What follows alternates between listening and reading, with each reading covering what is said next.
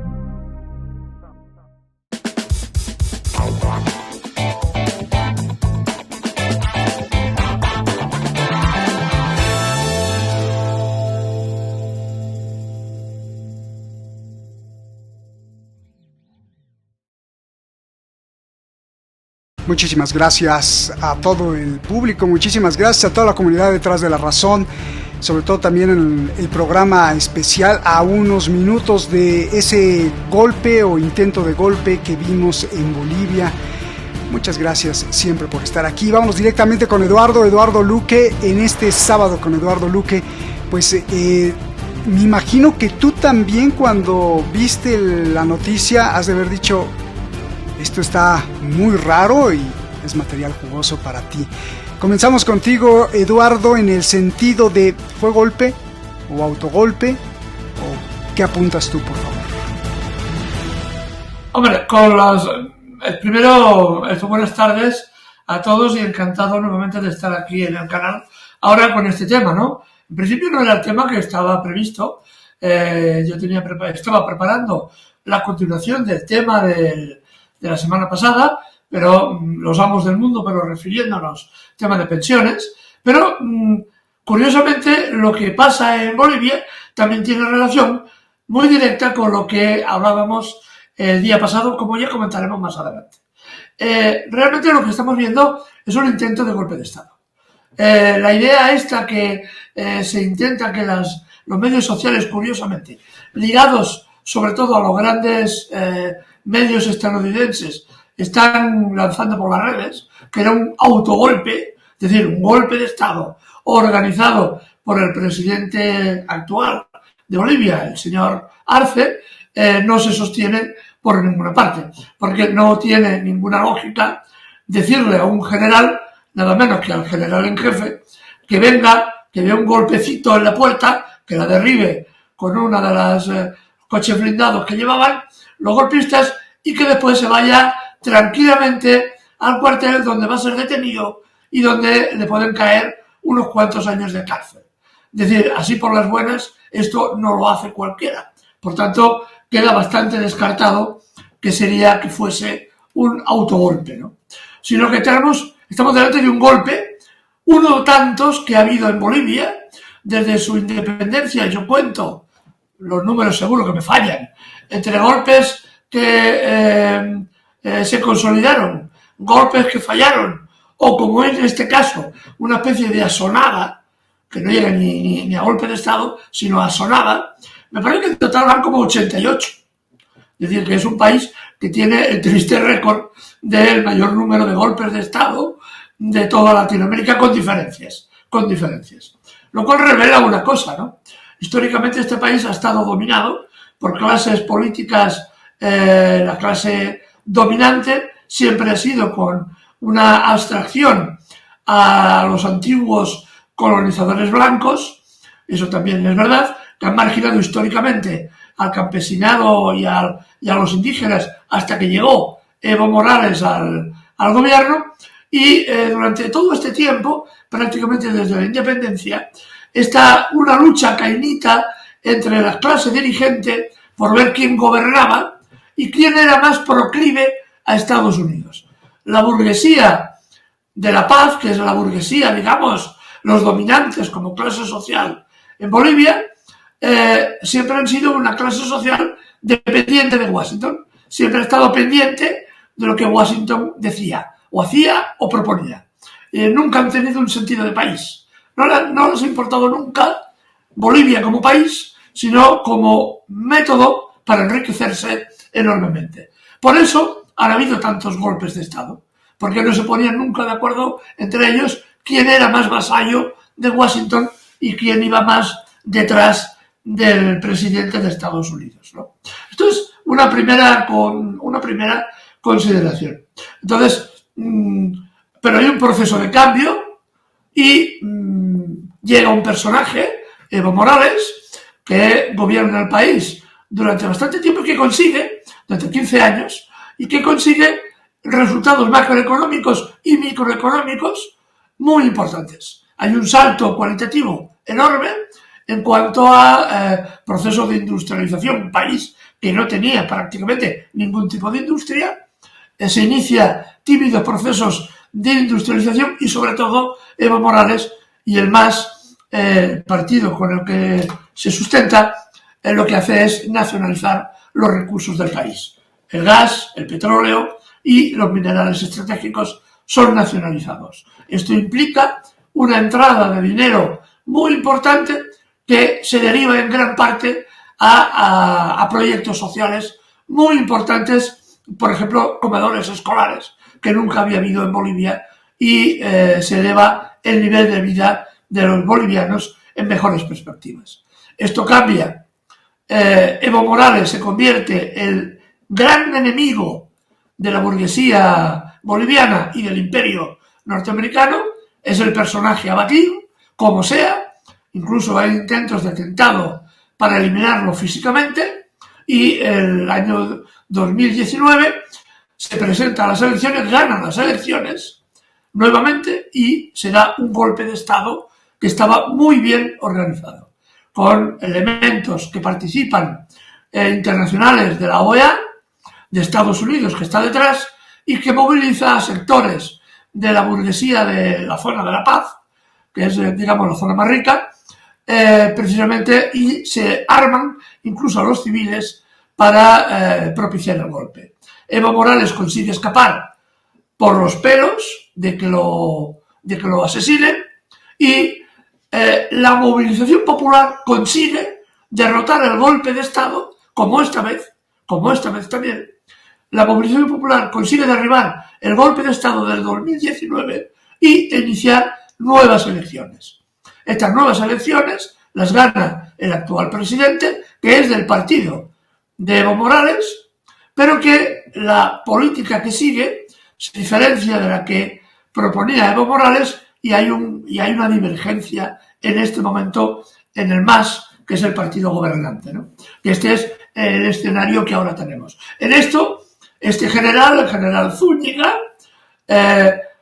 parece más venido de un cuento de 100 años de soledad que realmente de un general con una cierta presencia.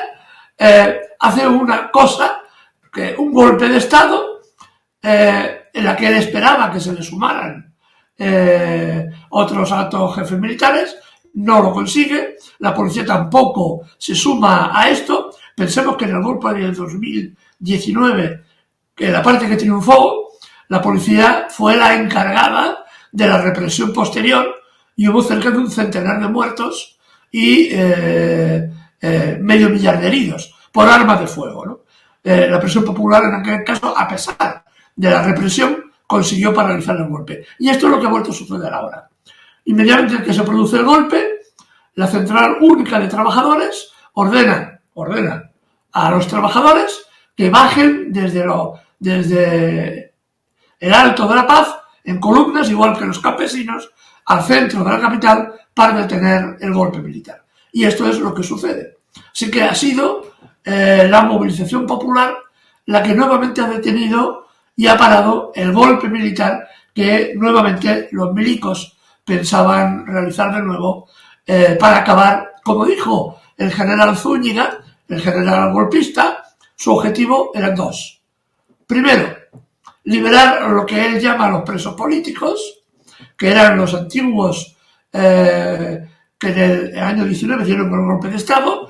La expresidenta Yáñez está entre esos presos políticos, y los generales y oficiales que dieron el golpe del 19. Para el general Zúñiga, estos eran los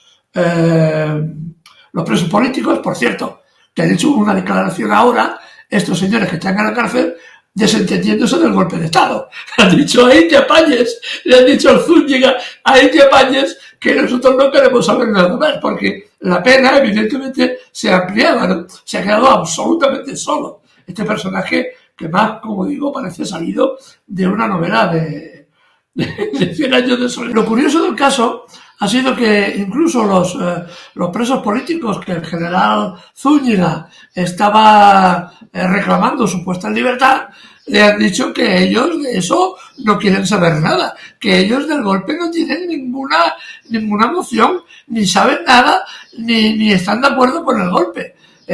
A ver, claramente el panorama es que se reconocieran.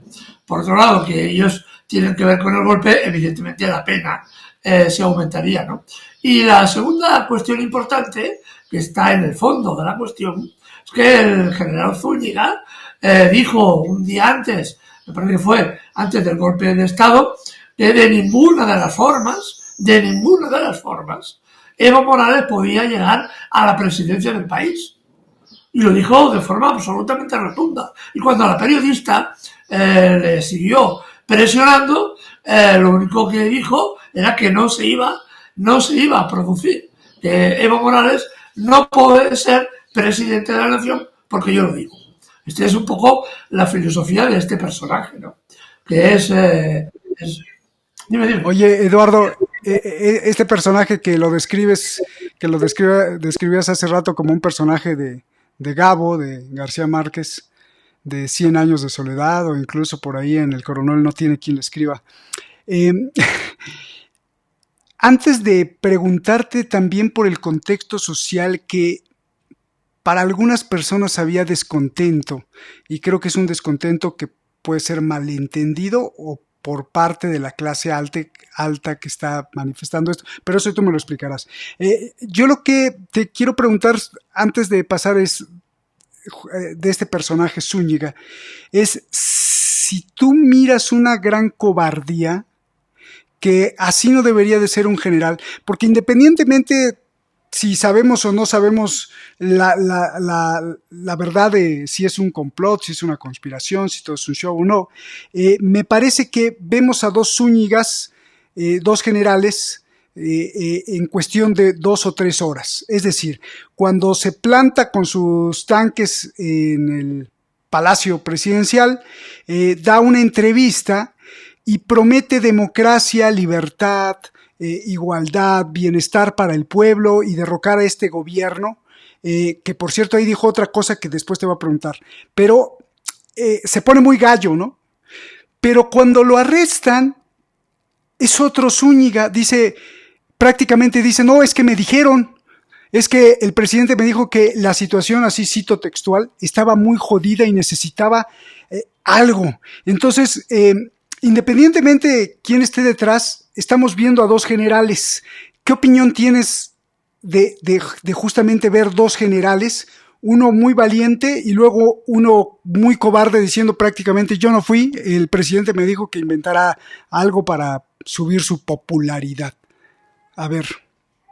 Es una cosa típica de este tipo de personajes, que tienen un gran ego, absolutamente disparatado, pero al mismo tiempo son muy cobardes internamente, ¿no?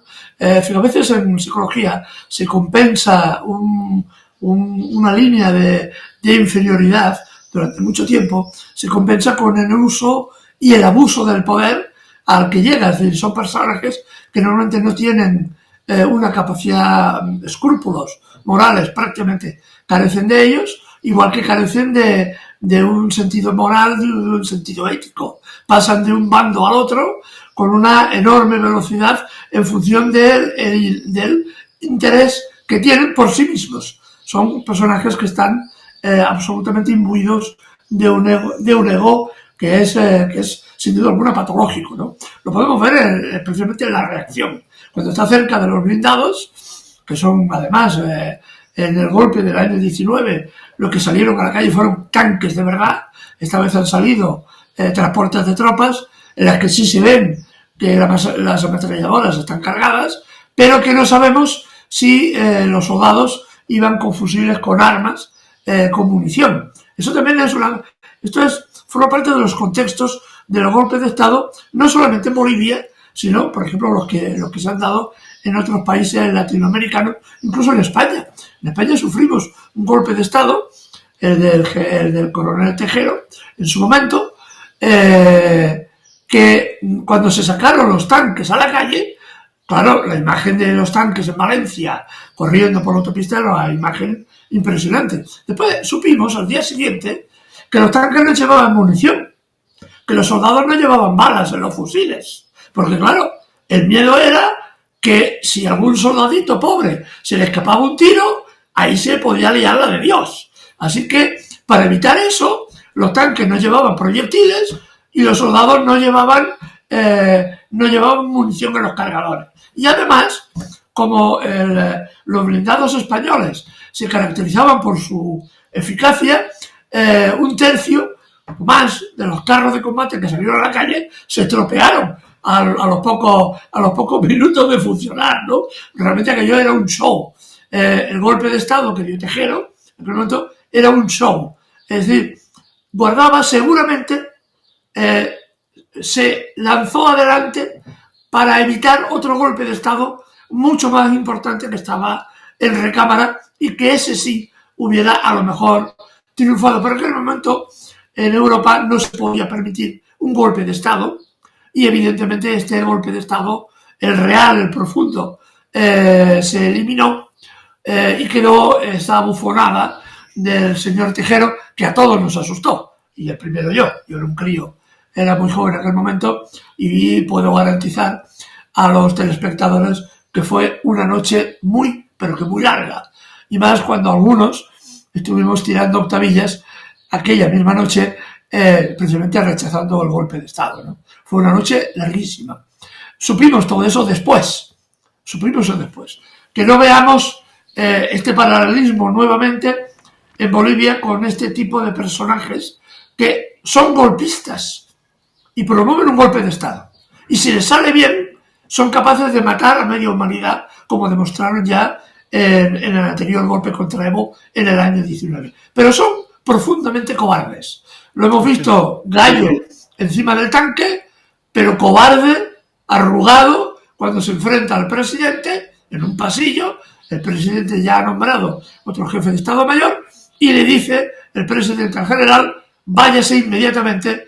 El hombre se va, retrocede a pesar de que está rodeado por un montón de soldados y es detenido inmediatamente. Son profundamente... Eso te iba a preguntar, Eduardo, ¿por qué ahí no, cuando entra con su tanque y golpes en la puerta, por qué no entra como golpe de Estado, que es apresar, arrestar al presidente e inmediatamente anuncio de cambio de poder, como lo hacen los profesionales? O sea, ahí traía pauta, traía guión, o es que sí dijo, ay Dios, y entonces se acobardó. Posiblemente fuera esto. Esta es la realidad. Es un personaje, por el análisis psicológico que se puede hacer, profundamente cobarde y es, ya digo, valiente cuando está rodeado de cientos de hombres dispuestos a matar, ¿no? Pero cobarde cuando se enfrenta en la realidad al cara a cara, ¿no? A pesar de que es un personaje, recordemos, que no tenía malas relaciones con el presidente Arce. Es más, jugaban al baloncesto juntos. A ver, cosa tampoco que no es nada anormal, que el presidente de gobierno tenga buenas relaciones con el jefe de Estado Mayor. Eso es una cosa que entra dentro de la lógica, ¿no? Pero que a la hora de la verdad se arruga y a la hora de la verdad demuestra lo que es. ¿Qué es lo que pasa? Cuando llega a esa situación ya sabe que ha fracasado. Ya sabe que los jefes de Estado Mayor no lo van a apoyar, que la CUP, la Central Única de Trabajadores, está enviando ya miles de obreros a la capital, que los indígenas se le ponen en contra, que no tiene apoyo de la derecha civil porque no ha contado con ella o no ha sabido atraerla y evidentemente sabe que el golpe fracasa. Tiene una disyuntiva: abrir fuego y matar al presidente y al gabinete, pero eso no le va a salvar después del juicio sumarísimo que le espera. De esta forma podrá siempre argumentar que, que se equivocó y la pena fue menor, ¿no? Y el ejemplo más evidente de su cobardía es echarle la culpa al presidente Arce. Decirle, no, es que fue el presidente Arce quien me dijo que sacara los tanques a la calle. Bueno, las tanquetas, que sacara las tanquetas a la calle, ¿no? Pero esto es así. Esto es bastante normal. A mí me tocó, y lo cuento como anécdota personal, la caída de Lucho Gutiérrez en Ecuador. Y funcionó igual, ¿no? Yo me acuerdo que cuando estaban los indígenas en el pleno centro de la capital, en Quito, y ascendían hacia el palacio presidencial, estaba bloqueado por sacos terreros, ametralladoras y un par de tanques, un par de tanquetas, pero con cañones, en la zona del palacio presidencial. Y los oficiales, yo estuve hablando con ellos en aquel momento, los oficiales nos dejaron pasar libremente para que hiciéramos fotografías de toque y pudiéramos hablar con los soldados y tal, ¿no? A pesar de que era una situación muy tensa.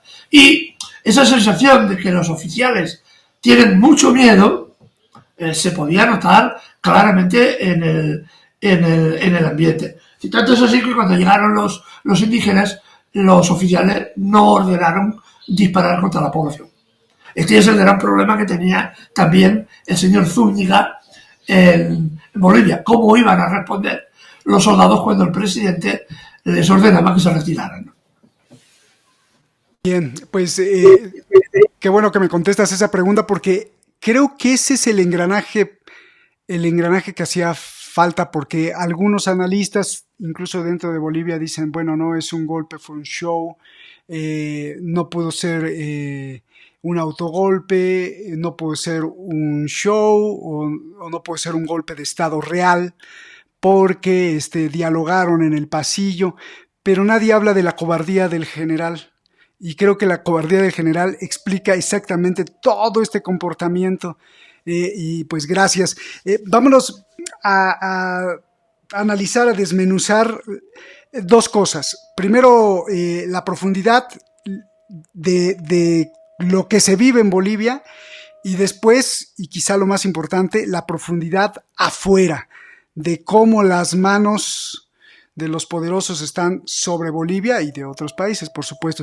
Dentro, Eduardo, hemos escuchado muchos argumentos, que hay un malestar generalizado en la población, que hay escasez de dólares, que cuando estaba Evo, pues no había escasez de dólares, que Evo que no se ha ido del país y no deja de también tener su poder como expresidente y como un presidente en las sombras, está ligado al narcotráfico y es un narcoestado, escasez de combustibles, alza de precios, el diésel es difícil de conseguir, manifestaciones contra el gobierno, del agro, empresas exportadoras del agro, el cambio del mercado negro de los dólares, pues tiene una distancia muy grande que no tenía con Evo, ¿no? Tanto el valor oficial del dólar como el que se circula en el mercado negro, así como el dólar blue de Argentina.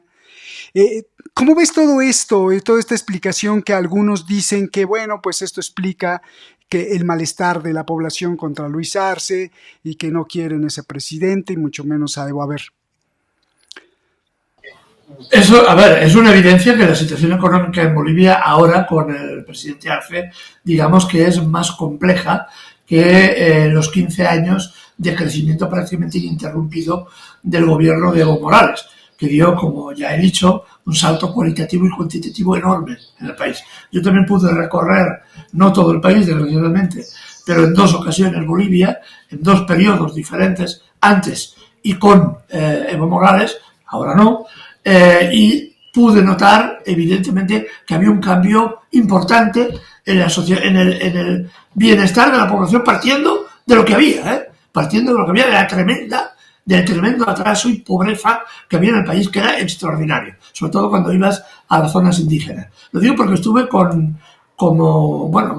un tiempo trabajando como en una ONG y tenemos proyectos también en Bolivia, que por cierto, cuando entró Evo hizo una cosa muy interesante y puede parecer una contradicción lo que digo. Echó a todas las ONGs europeas y occidentales. Las echó todas. Nosotros no llegamos a implantarnos en Bolivia, pero Evo las echó a todas. Sencillamente porque muchas de ellas, no todas, pero muchas de ellas, lo que pretendían era intervenir en la política del país. Y esto ha sido una constante también histórica en toda América Latina. Pero este es otro problema. La evidencia es de que el gobierno Arce tiene problemas económicos importantes.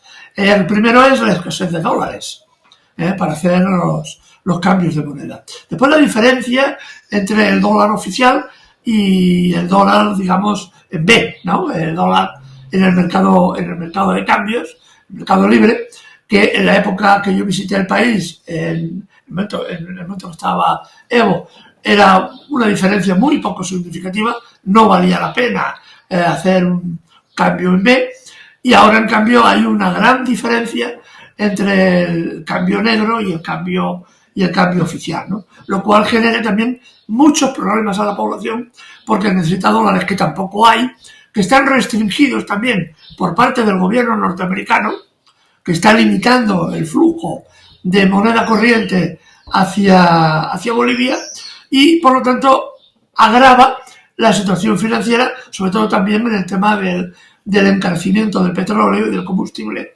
también fruto no solo del encarecimiento general a nivel mundial, sino también de la falta de moneda constante y sonante, la falta de dólares, ¿no? Por otra parte, hay una política directa de las empresas agroexportadoras que proporcionaban muchas divisas al país cuando exportaban sus productos, exportaban sobre todo carne y otros productos a China, por ejemplo, que no están ejecutando las compras para retener los dólares que tanto necesita ahora la población, reteniendo los dólares para poder manipular la moneda con posterioridad y incrementar sus beneficios.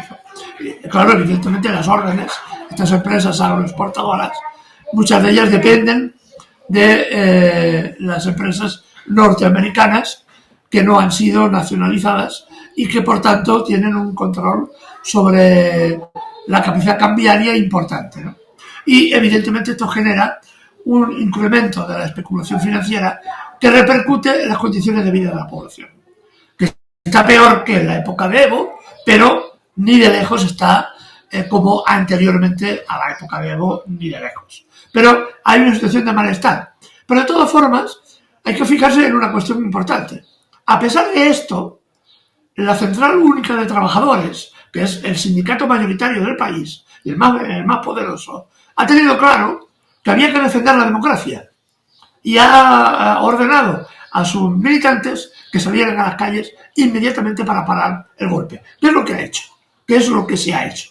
Por tanto, esto demuestra que la gente entiende que la situación puede ser coyuntural, es decir, la situación económica mala puede ser coyuntural, pero que hay un elemento central que hay que defender a toda costa, que es la democracia en Bolivia. Y esta democracia hecha también de forma popular. Y esto es una enseñanza muy importante también para otros países e incluso en el contexto europeo.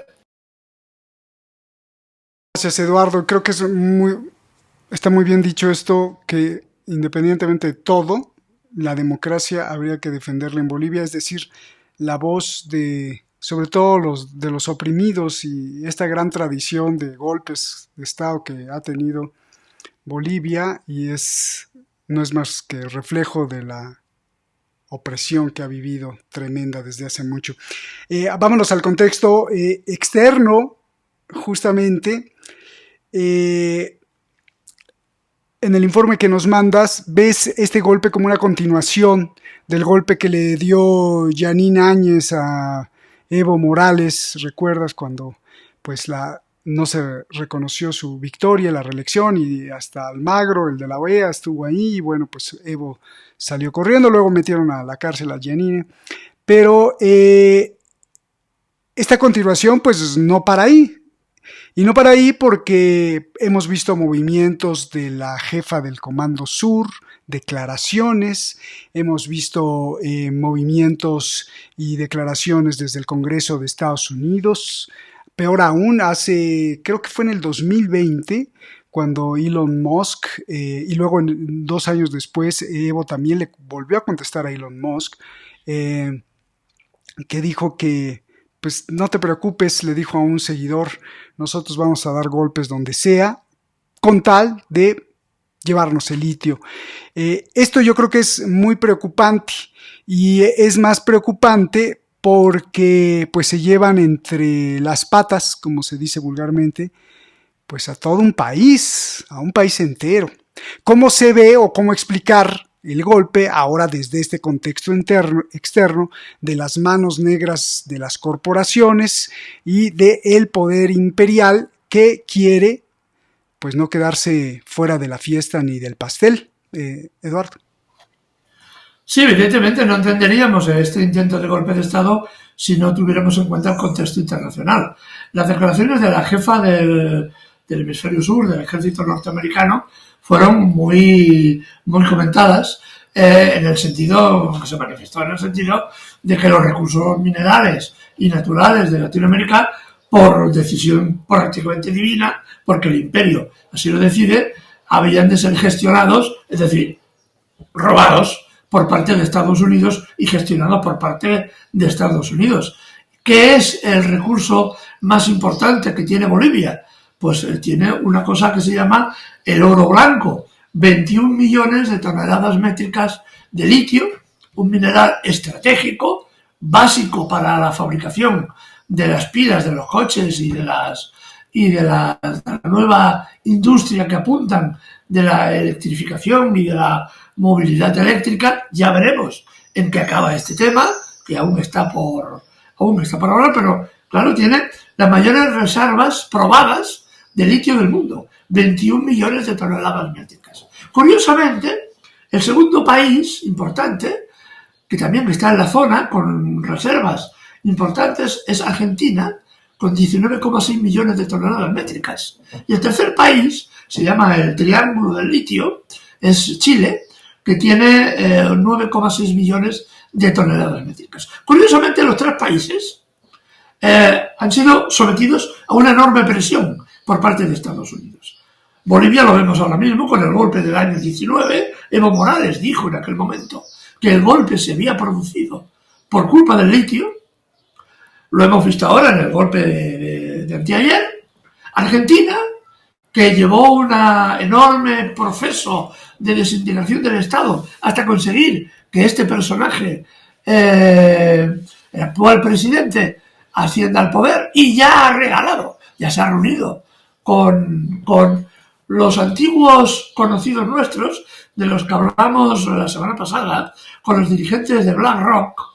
Ya han hablado para explotar en Argentina las reservas de litio y que sea también el señor Musk el que se lleve también, el de Tesla, el que se lleve también una parte de estas reservas, y BlackRock también va a invertir en las reservas de extracción de litio en Argentina. Nuevamente vemos cómo lo que la semana pasada hablábamos de los amos del mundo, están por ahí hurganeando, mirando dónde podrán obtener nuevos y más suculentos beneficios, ¿no? Pero es que además de estos tres países, hay dos más que yo quiero señalar. Perú tiene también 880.000 toneladas de litio que se consideran probadas, y en Perú también se han dado golpes de Estado. Alguien me dirá que eso no tiene nada que ver con lo que está pasando ahora.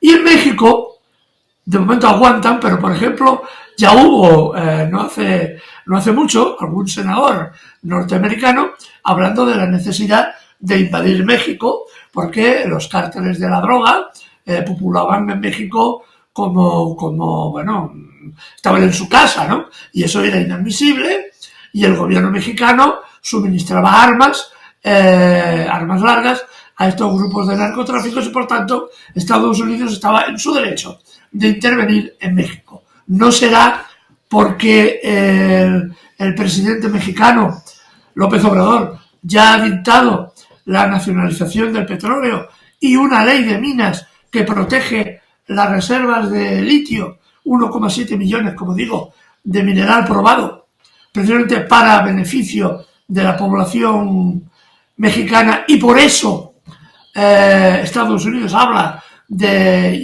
invadir México.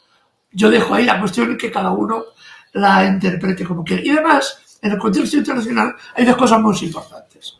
El gobierno de Evo ya había alcanzado acuerdos con el gobierno chino y con el gobierno ruso para la explotación, para crear sociedades conjuntas que explotaran el gas y el petróleo, porque el gran problema que tuvo Evo en su momento, al inicio de sus mandatos, fue que la preparación técnica de sus cuadros dirigentes, los que habían de explotar el gas y las riquezas naturales, era muy pobre porque estaban en manos normalmente de ingenieros y de especialistas occidentales, y dejaban poco conocimiento a los originarios, ¿no? Que era lo que se inició también un proceso de enseñanza acelerado también para que se formaran cuadros técnicos en Bolivia para explotar sus riquezas minerales, ¿no? Entonces, con Evo se inicia este proceso, Arce firma un acuerdo con China y hace 2 semanas visita Moscú, se entrevista con Putin y ya tenemos el cuadro completo. Amigos de mi enemigo son mis enemigos. Así que con mayor razón todavía, entonces hay que dar un golpe para evitar que Rusia y China, y sobre todo Bolivia, se desarrolle en paz y aproveche sus recursos naturales. Fíjate que esto no me lo vas a creer ni yo lo podía creer. Justo cuando estabas hablando, me llegó aquí un mensajito de la mañanera. La mañanera es la conferencia así le dicen, de apodo, digamos, a la conferencia de todos los días a las 6 de la mañana, a las 7 de la mañana, del presidente de México, López Obrador. Y qué curioso, Eduardo, justo en estos momentos, una minera china que ya tenía la concesión en el norte de México para extraer litio, parece ser que se la están cancelando, la concesión, y China ya se quejó con López Obrador, y parece ser que López Obrador le dejó claro a la minera china Ganfeng Lithium que pues ese contrato se hizo antes de que él llegara y él ya hizo una ley, promovió y luego decretó la ley de propiedad de litio para todo el pueblo de México y que no, pero aquí me parece raro porque la empresa minera china está inconforme porque parece ser que una empresa británica, ojalá que no, porque entonces es ese monstruo que estás describiendo y está saliendo por todos lados, ¿eh? Y qué trágico, ¿no? Porque pues todos los hispanohablantes de Latinoamérica, los hermanos, países y pueblos merecen otro destino, ¿no? O sea que si no es por uno es por el otro, ¿no? Aquí interviene otra variante, que cuando hablamos de la cobardía y de la valentía, hay que hablar también del coraje político. Porque a veces nuestros dirigentes hablan mucho, se les llena la boca, pero, como decíamos la semana pasada, a veces son fuertes con las espigas, pero débiles con las espuelas, ¿no? Es decir, hablan mucho, se inflan, como si fueran un sapo, como si fueran, tal, pero al final se arrugan. Y esto es muy triste. Esto es muy triste porque lo que está en juego son riquezas nacionales. El futuro de un país se mide también por su capacidad de explotar sus propios recursos. Y aparte que te pueden meter en un lío enorme, puesto que si tú tienes un contrato firmado antes de que yo alcance la presidencia, tú tienes que respetar los contratos firmados, te gusten o no te guste, o eso, o tienes que indemnizar a la empresa contratante con un monto igual a lo que se supone que puede generar de beneficios, ¿no? Y aparte está dando una idea pésima. Yo no me creo que el señor Pérez Obrador haya optado por esta idea con la idea de que el litio solo lo exploten las empresas mexicanas. Cuando tú haces esto es fundamentalmente porque ya estás accedido a la presión norteamericana, básicamente occidental, y te preparas para incurrir en darle la primacía a esas empresas sobre otras, ¿no? Lo cual realmente es una imagen muy penosa, la que si esto se concluye, la imagen que el señor López Obrador al final de su mandato, ¿no? Una imagen terriblemente penosa. Ya veremos en qué queda. Ojalá que no pase nada vergonzoso. Digo, por mí, personalmente, pues que se lo quiten a la empresa china, pero para que lo produzca y lo extraiga a México, así como que se lo quiten a quien sea en Bolivia, en Perú, para que los peruanos lo gocen, para que los bolivianos, pero si se lo quitan a la empresa china como para favorecer a una de la anglosfera, pues ¿en dónde estamos, Eduardo? Si eso sí no lo creo, ojalá que no, ¿no? Esta es una de las cosas que estamos viendo. Esta es una de las cosas como la presión de la anglosfera, por ejemplo, es muy poderosa y muy pocos países han sido capaces de resistir esa presión. Ahora, por ejemplo, yo estoy siguiendo también el caso de Venezuela, que tantos titulares de la prensa, por ejemplo, la oposición ha reconocido, no ha firmado un convenio, un tratado, un acuerdo con el presidente Maduro conforme de respetar las normas democráticas en las elecciones. De hecho que no porque ya no se fían del señor Maduro y etcétera, etcétera, ¿no? En el fondo, ¿qué es lo que está detrás? Petróleo es lo que está detrás.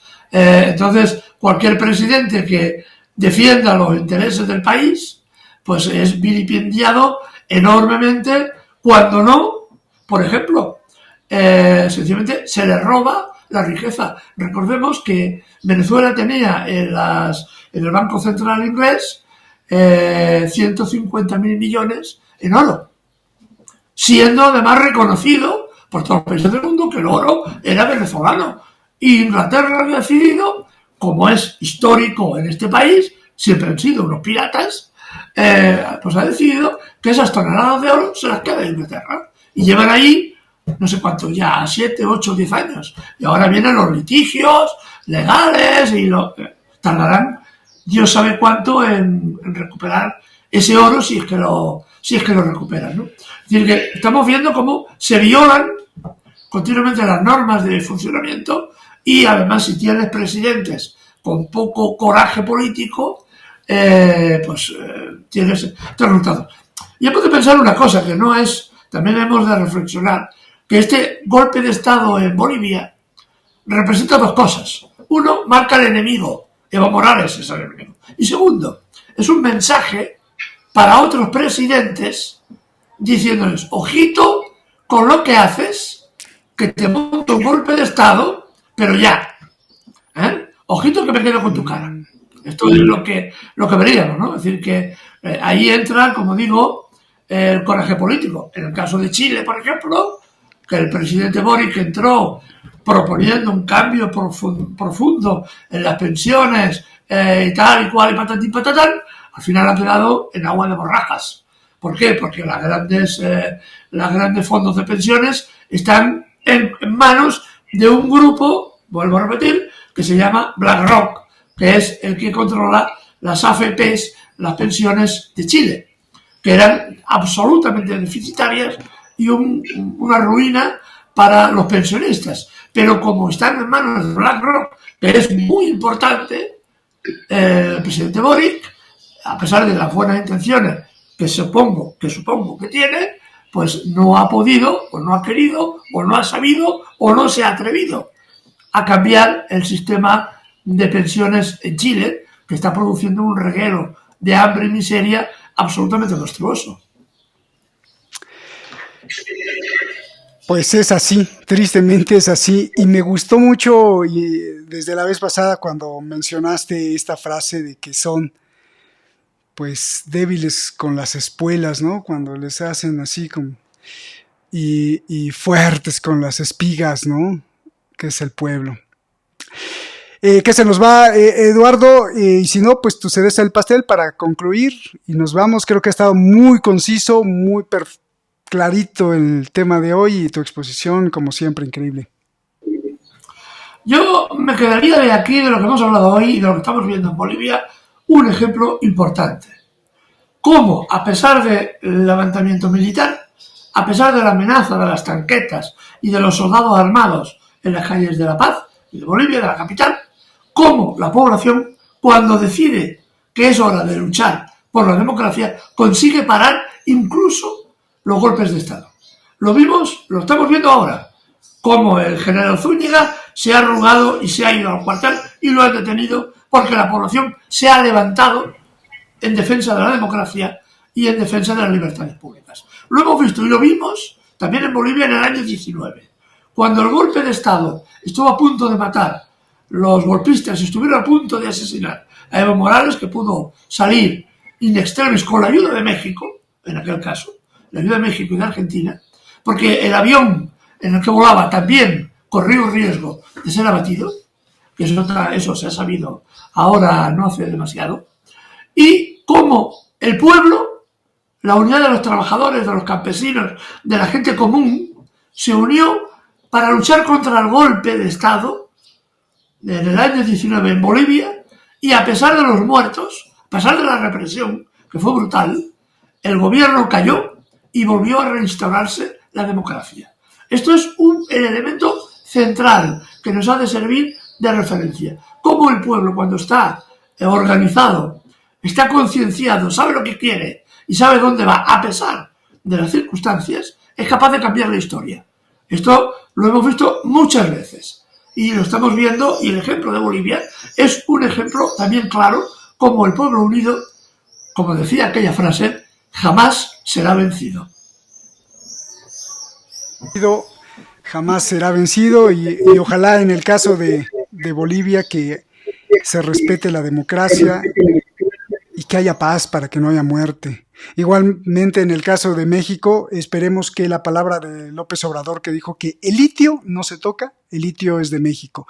Y si esto es para quitarle la concesión a la empresa china y para que lo explote en México, felicidades López Obrador, pero si es porque después va a pasar otra cosa y una movida rara, ojalá que no.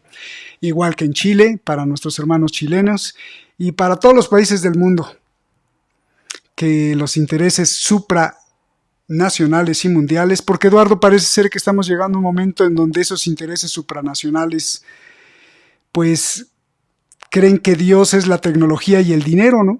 Y entonces que todo lo pueden hacer, así como lo dijo Elon Musk, donde haya litio ahí vamos y te damos un golpe, ¿no? Y luego una frase en inglés como diciendo, pues si no te gusta, te aguantas. Pero bueno. Eduardo, un abrazo, gracias por este sábado con Eduardo Luque, muchísimas gracias, te mandamos. Sí, si me dejas decir una cosa que es interesante, están pasando tantas cosas ahora mismo, esta semana, que realmente es difícil atenderlo todo. Hay que tener mucha atención al debate que ocurrió ayer entre Trump y el señor Biden. Mucha atención, porque hay rumores intensos cada vez más de que el señor Biden no puede seguir en la carrera presidencial. Si sigue, pierde. Eso por un lado. Hay que prestar también mucha atención a los rumores cada vez más intensos de una guerra europea.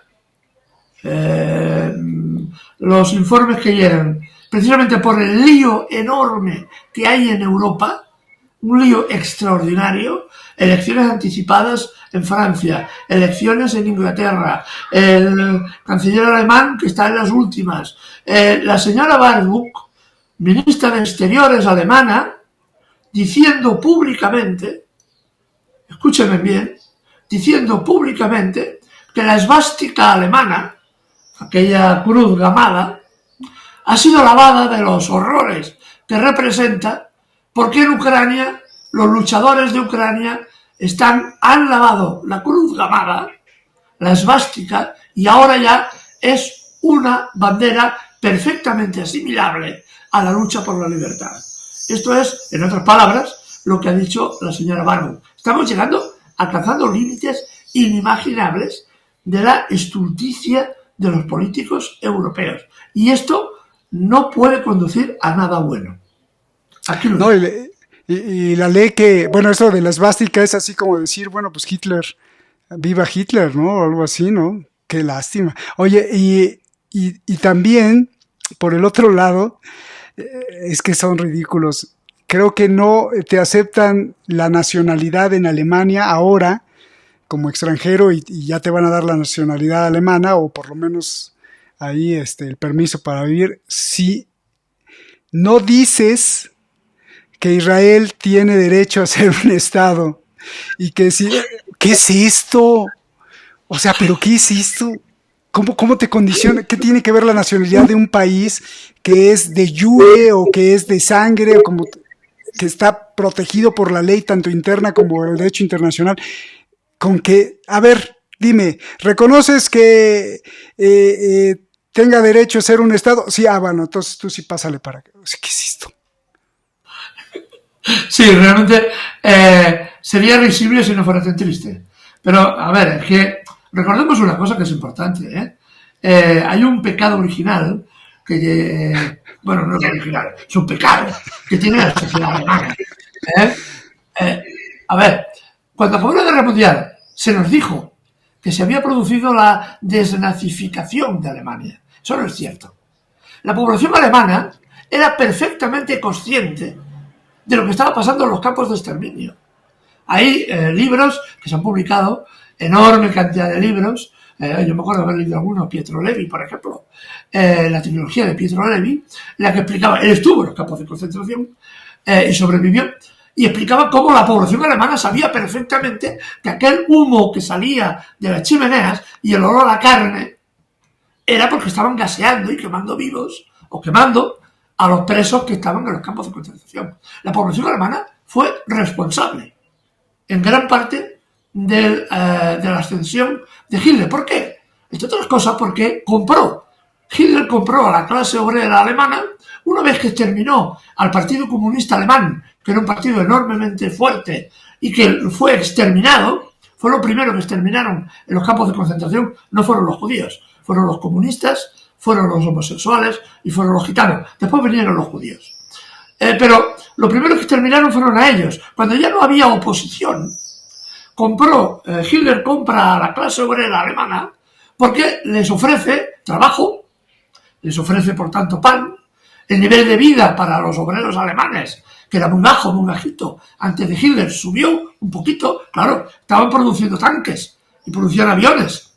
Ninguno se paró a pensar que esos tanques tenían que ser conducidos por sus hijos, que después morirían dentro de ellos. Pero a la gente esto no le importa.